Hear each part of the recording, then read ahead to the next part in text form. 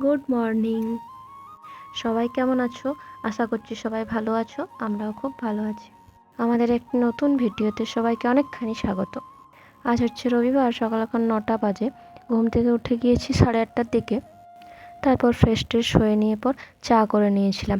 তারপর চাটা খাওয়া হয়ে যাওয়ার পর অনেকগুলো কাচার ছিল, তো সেগুলো এক এক করে ভেজাবো বলে সবগুলো এক জায়গায় করছিলাম আর কি। যেহেতু রবিবার, তাহলে কাচাকুচি আজকে বেশি হবে, ওই জন্য সবগুলো একবারে এক জায়গায় করছিলাম। আজকে সকালে ভেবেছিলাম যে রোদটা ভালো দেবে, কিন্তু ঘুম থেকে উঠে দেখি মেঘলা। তারপরে তো একদম মনটা খারাপ হয়ে গেল যে জামা কাপড়গুলো ভেজাতে পারবো কি না, ওয়েদার ঠিকঠাক নেই। তাও ভিজিয়ে দিয়েছিলাম, যেহেতু কাচতেই হতো, ডিউটির জামা ছিল সব, ওই জন্য আর কি ভিজিয়ে দিয়েছিলাম সব। যা হবে ওই জন্য। কালকে খুব রোদ দিয়েছিল, কিন্তু আজকে ভেবেছিলাম সেরকমই হয়তো রোদ দেবে, কিন্তু না, আজকে পুরোপুরি একদম মেঘলা, রোদ একদমই দেখা যায়নি, বাতাস দিচ্ছিল। যাই হোক, ওখানে আমি সবগুলো ভিজিয়ে দিয়েছিলাম পুরো এক গামলা মতো করে।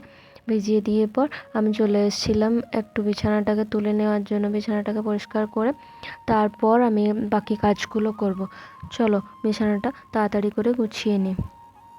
আর প্রতি রবিবারে এরকম ওয়েদার করলে আর ভালো লাগে না। একটা দিনই তো সব কাচাকুচি থাকে, সেই দিনে যদি রোদ না দেয় খুব খারাপ লাগে, ভালো লাগে না। তারপর এখানে বিছানা গোছানো হয়ে গেছিলো, এখন জানলাটা একটু খুলে দেখছিলাম যে রোদ দিয়েছে কি না। দেখলাম না, রোদ দেয়ই নি একদম। তারপর আর কি ঘর টর ঝাড় দিয়ে নিয়েছিলাম। ঘরটা ঝাড় দিয়ে পর তারপর তখন ঘর মুছিনি, যেহেতু কাজবাজ করবো, আরও নোংরা হবে, ওই জন্য ঘরটা একবারে খাওয়া দাওয়ার পরে, বাসন ধোয়ার পর তারপরে ঘরটা মুছিয়ে নিয়েছিলাম। তখন মোটামুটি ঘড়ির কাঁটায় 10টা বেজে গিয়েছিল। আজকে যেহেতু ঘুম থেকে দেরি করে উঠেছি, ডিউটি থাকেনি বলেই ইচ্ছে করেই দেরি করে উঠেছি ঘুম থেকে, ওই জন্য কাজগুলো একটু সব দেরি হচ্ছিল করতে।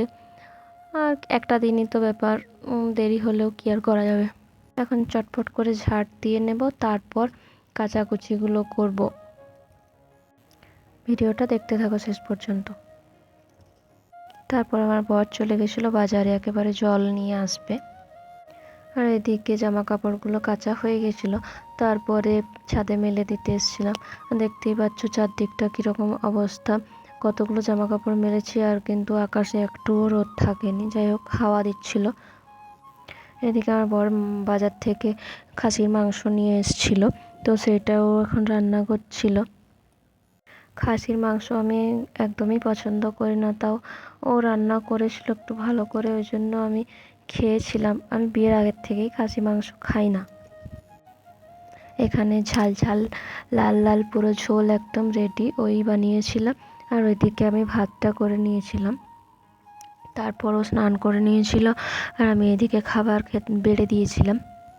খেয়ে নিয়ে পর তারপর আমি সব বাসন টাসন ধুয়ে নিয়ে পর ঘর মুছে আর করে তারপর স্নান করতে গিয়েছিলাম।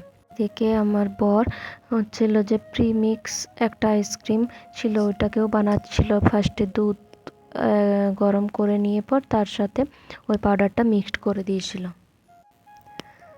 তারপর এখানে ফুটিয়ে নিয়েছিল। আর তারপর একটু ঠান্ডা হওয়ার পর ওটা এয়ারটাইট কন্টেনারে রেখে পর সেটাকে ভালো করে মুখটা বন্ধ করে দিয়ে পর ফ্রিজে রেখে দিয়েছিল।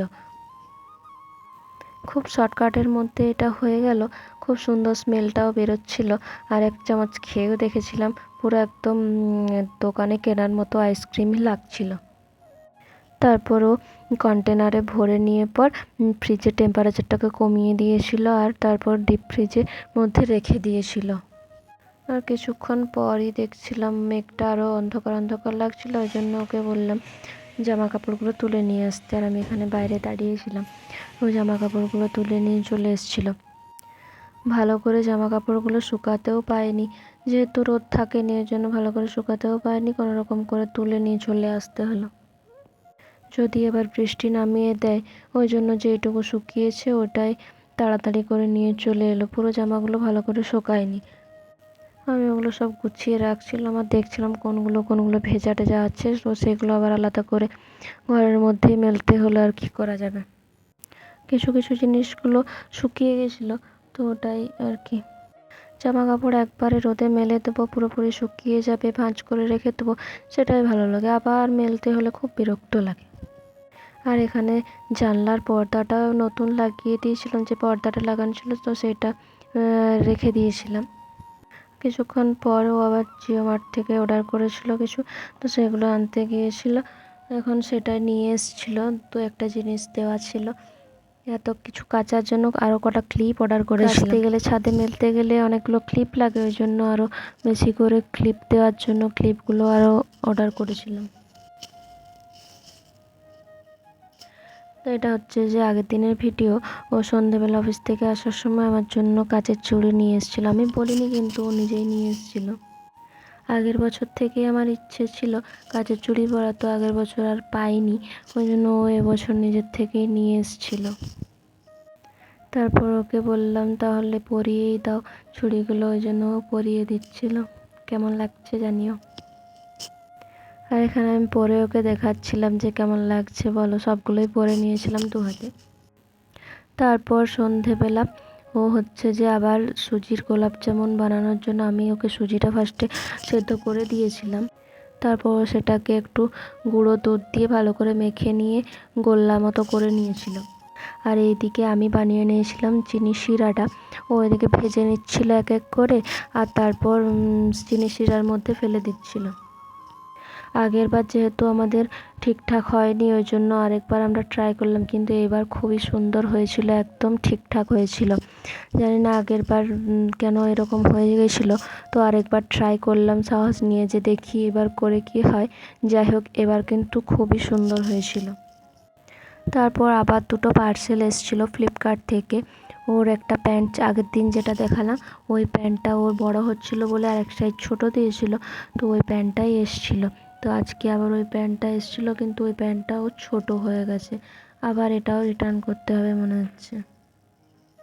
আরেকটা পার্সেল যেটা অর্ডার করেছিলাম সেটা এসেছিলো 2টো টিফিন বক্স ছিল, যেরকম দেখিয়েছিল, যেরকম কালার আর যেরকমই দেখিয়েছিল ঠিক সেরকমই এসছে। প্রথমে আমি খুলতেই পারছিলাম না, অনেক কষ্টে তারপর খুললাম।